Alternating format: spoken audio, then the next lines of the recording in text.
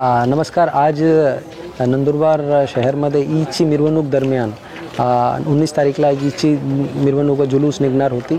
त्या जुलूस दरम्यान दोन समाजामध्ये दगडफेक करण्यात आलेली होती. त्याच्यामुळे शहरामध्ये तणाव आणि कायदा व सुव्यवस्थेचा प्रश्न निर्माण झाला होता. उपस्थित असलेल्या सर्व पोलीस बंदोबस्त व इतर नंदुरबार जिल्हा पोलीस विभागाचे अधिकारी व अंमलदार यांनी शहरामध्ये वेगवेगळी ठिकाणी जिथे अशांतता पसरली होती तिथे जाऊन वेगवेगळे पॉईंट्सवर शांतता प्रस्थापित केली. सध्या शहरामध्ये शांतता आहे. मला सर्व नागरिकांना आवाहन करायचं आहे की आपण कुठल्याही प्रकारची अफवा पसरू नये आणि कुठल्याही प्रकारची अफवाला बली पडू नये आणि कुठल्याही प्रकारच्या ऑब्जेक्शनेबल व्हिडिओज फॉरवर्ड्स वगैरे शेअर करून शहरामधली जे काही शांती आहे त्याला डिस्टर्ब करू नये.